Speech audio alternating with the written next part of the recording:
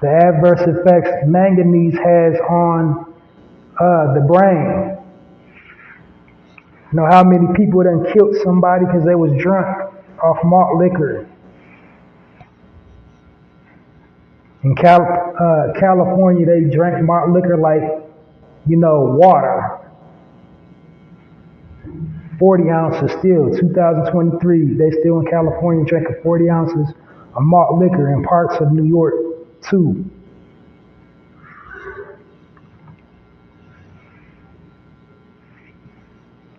Look at the death toll. So when the movie had started out, I was kind of put off by the whole thing. And by the whole thing, I mean John Boyega's character. He was a drug dealer. Jamie Foxx's character was a pimp. Tiana Paris's character was a whore. So we got these tropes in here already with these negative stereotypes, these tropes about our people. But the ingenious thing the director did was made them heroes instead of, something to be ashamed of. And so while they was doing stereotypical type stuff, later on in the movie, they got it together and band together for the greater good and realized there was something going on bigger than all of them. And they had to stick together and, turn that situation around, use their unique talents. So that was like a hint at what we need to be doing as a community. We need to do like them, use our talents, pool our resources to bring about change.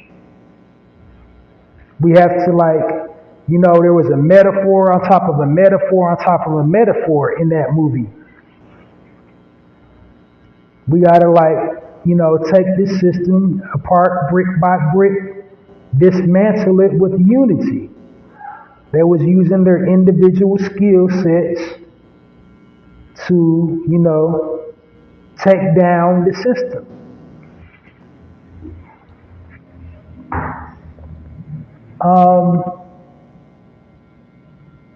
Some other things that I appreciate that the director did, he made the most destitute characters or people that we step over in real life, make them the most important parts of the movie. Like Tiana Paris, she was a prostitute, but he made her the most integral part of the movie by making her the most intelligent one out of the group, because she reads books.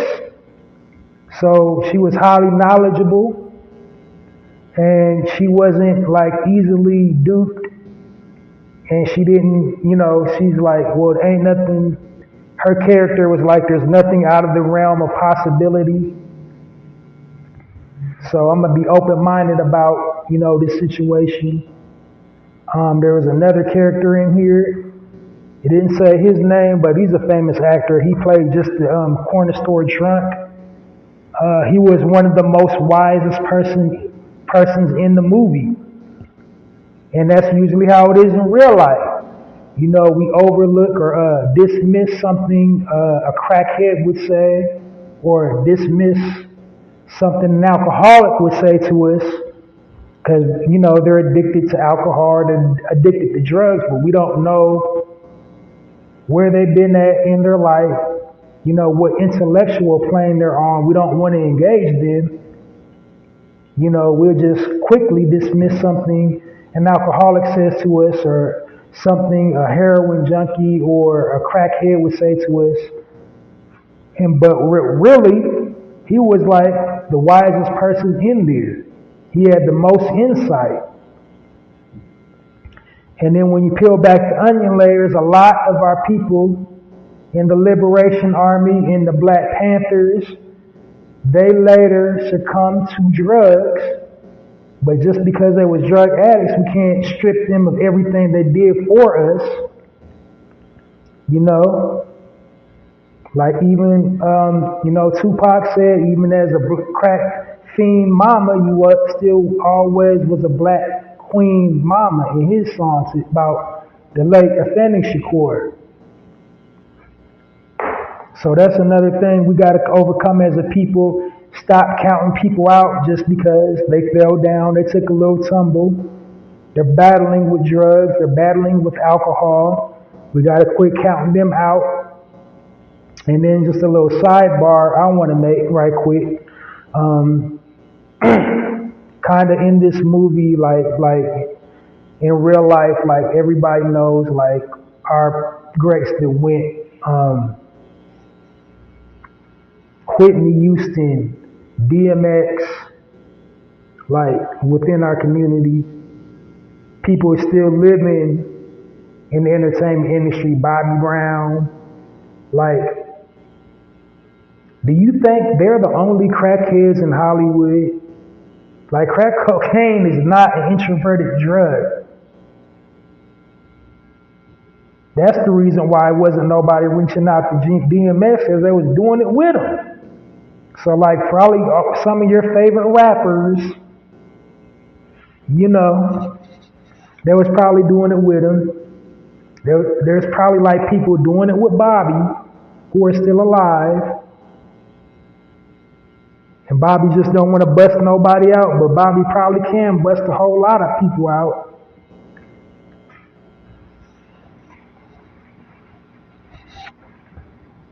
But anyway, back to the movie. That was just a little sidebar, just something that, you know, I thought about when watching this, about how we try to discredit people addicted to narcotics and alcohol in our community.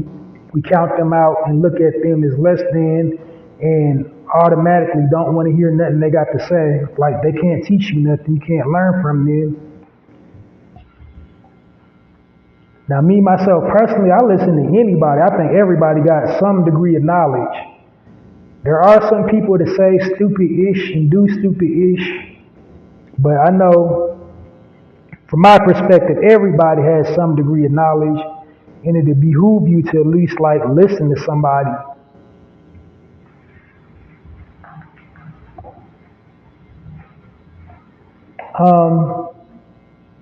So yeah, they tackled a whole lot of issues in this movie. They literally put it out there. You know, I don't believe the way it's scripted. It makes it seem like it's exaggerated reality, but it's not exaggerated reality. It's real reality.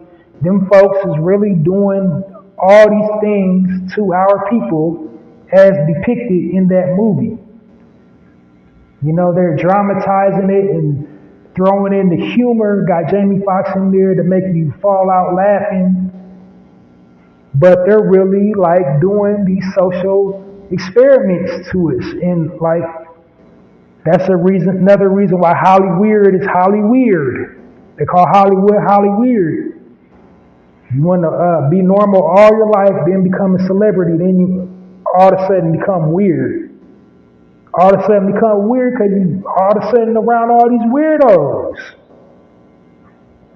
Like, that's what Hollywood is, a big social experiment. One of the greatest television shows out in history, MTV, The Real World. How did the beginning start? This is a true story. 5 people, 5 something, pick to live in the house. This is what happens when, you know, something, and it becomes real. I don't remember how the opening sequence of that goes, but it was a social experiment is what I'm saying. And we watched a social experiment. We watched a television show about a social experiment. And this movie was a social experiment, you know, in this world. And these people, this ragtag bunch of miscreants stumbled upon this social experiment and took it apart brick by brick, put aside their petty differences, and, you know, realized something's going on bigger than us, and they went to work and got busy. Another interesting part of the movie is, here's a spoiler alert. You might want to cut this one off at the end of the movie, or during the movie. One of the characters wanted to go to Memphis. What's the significance of Memphis? Memphis, or Tennessee, period. See, this world has changed like 4 or 5 times. The geographical landscape of the earth has changed like 4 or 5 times. There are places here in North America where it was really Egypt. Memphis is one of them. Has pyramids in it. Has like comedic energy to it. You think this is coincidence that there's some place in Egypt called Memphis?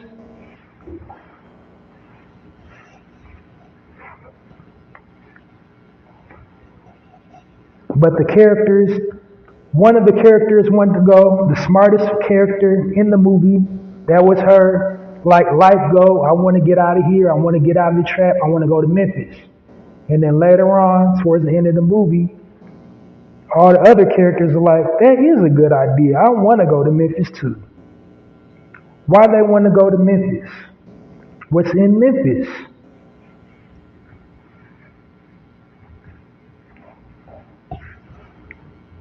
That comedic energy. That's what's there. It's also in parts of Illinois, in other places in North America. DC, huh?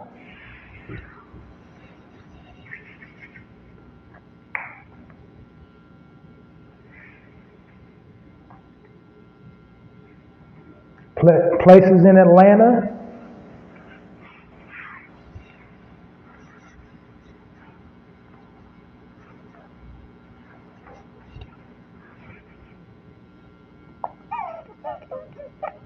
But that is a real deep, complex movie. You will love it. I loved it. This is one of the movies where you got to watch a couple times because you're not going to get all the Easter eggs at once.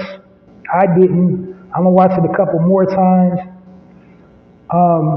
They did their thing with it, man. There's nothing too negative to really say about it.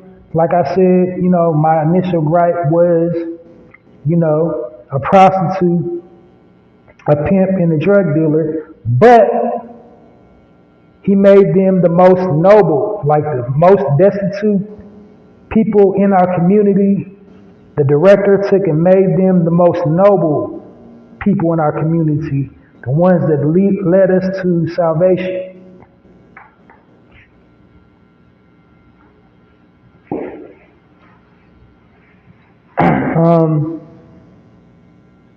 Wow, it's just like, I hope like directors, black content creators, take notes, quit putting out that trash. I'm tired of these trash TV shows, tired of these trash movies, tired of these, like, take notes off of that movie. We need to have content like that. It was like really philosophical, intellectual, something for your mind. And then, of course, it was funny too. It had its funny parts. So it could be entertaining. Like you can put together a suspense, drama, political scandal type movie and still be entertaining. And that was one of them. Like I was getting, the end of the movie was giving me School Days vibes. The ending of School Days when what's the name? Lawrence Fishburne's character was like, "Wake up!" It was like a wake up moment towards the end, at the very end of the movie, where you're seeing all these other clones. I'm not really spoiling it because it's literally called "They Clone Tyrone," but at the end of the movie, all the other clones is having an epiphany that they've been cloned. So that I was getting like School Days vibes. I was getting Hustle and Flow vibes. Some parts of it was like kind of Hustle and Flowish. I was getting Queen in what was that movie, Queen and Slim and Queen? I was getting kind of those vibes too. There was a teeny little bit of a love story there. Kind of just a tinge, a little bit. But no full-blown romance or nothing, but he had love for Yo-Yo. He tried to act cool, but, Slick Charles had some love for Yo-Yo.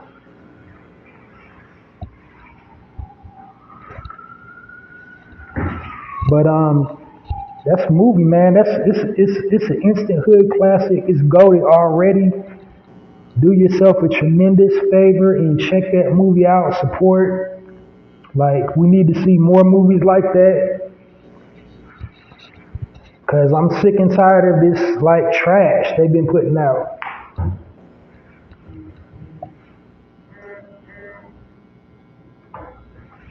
But yeah, that's my synopsis for. Oh, one last thing. One of the most important things I forgot. I almost skipped over that. I would have been mad. I got it right in the notes. They talk real heavily about mind control. They talk real heavily about mind control and the way that controls our minds. The music, they literally had a chamber where there was conditioning people with rap music. And Brother Ye pointed that out. We all called him crazy. He was telling us about the 808 beat that was depicted in this movie. It's that one beat. That one beat. It speaks to your subconscious. It releases something. It triggers memories. It triggers emotions. Like, just think of all the people who would conceive children to their favorite R&B song. On the negative side, killed somebody over rap music. On the positive side, that one beat, church music. Jesus loves me, yes I know. One beat, for the Bible tells me so. Right? Positive, right? One beat, one beat, one beat. Negative. Hail Mary, nigga, run quick, see. What do we have here now? Do you wanna ride or die? Die, die, die, die, die, die, die. One beat. They featured that in that movie, that psychological programming.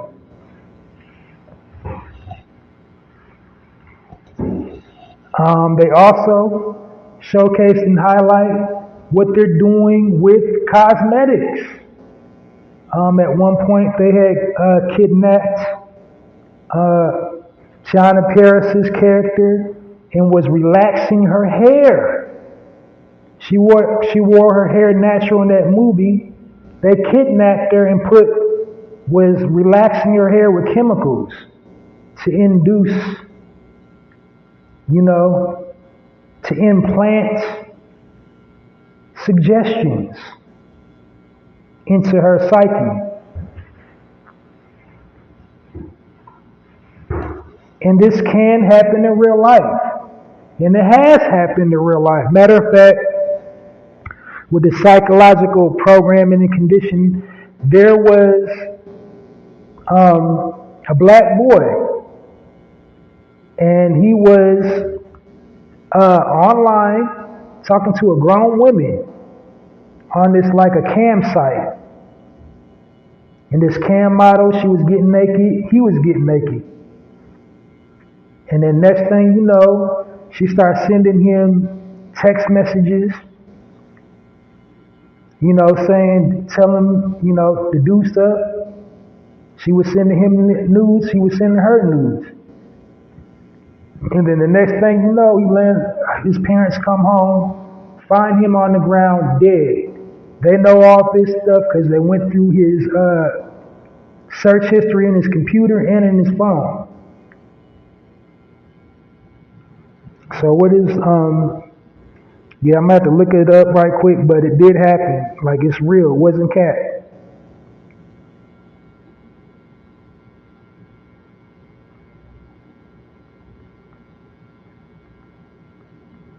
I'm gonna try to find it right now.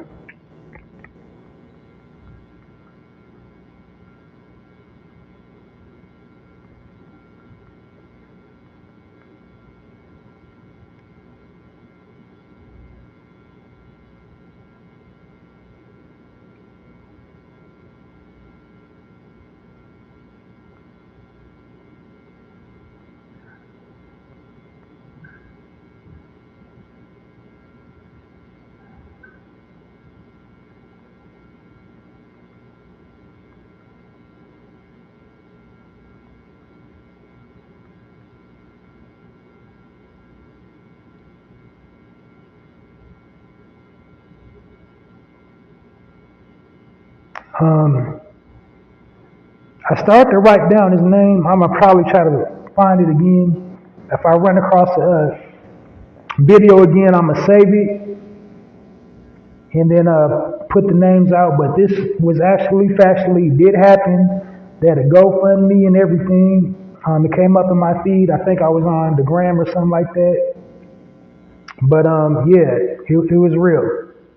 Like, people can implant things into your mind. This is another thing that I'm always saying about, the importance of meditation, the importance of strengthening your mind, because we're at war, and they will, that's how they get you.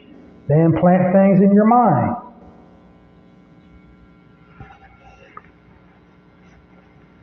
And a post-hypnotic suggestion is real easy. Matter of fact, they did showcase that in the movie too. Kiefer Sutherland's character demonstrated it. He put a post-hypnotic suggestion in Jamie Foxx's character and John Boyega's character. And he said something along the lines of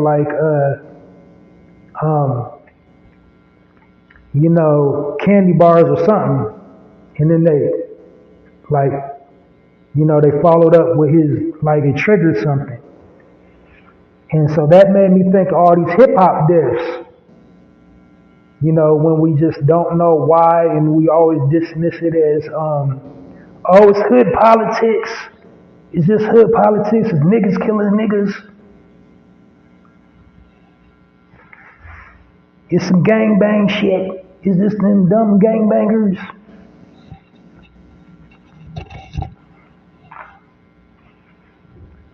But no, like a post-hypnotic suggestion that's real easy to do.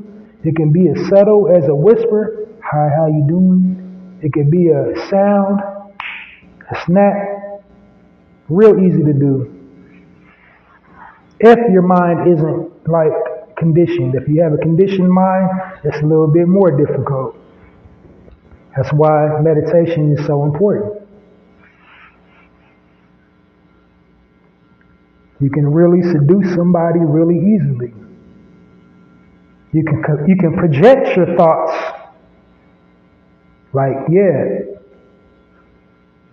Remote, remote viewing, you can do that. The government's been doing that for years. Seeing through walls, seeing up in your house.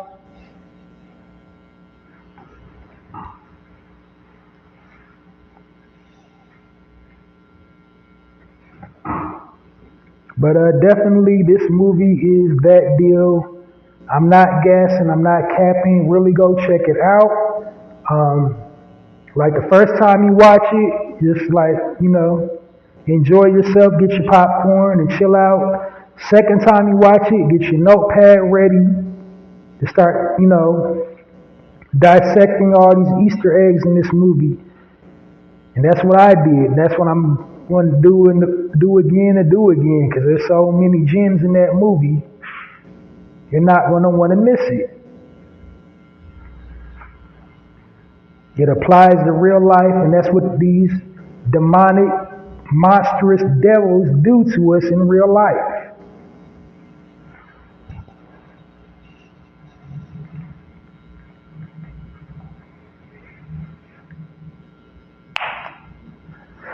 Well, so yeah, I think I covered all my points about the movie. I don't want to give away too much spoilers.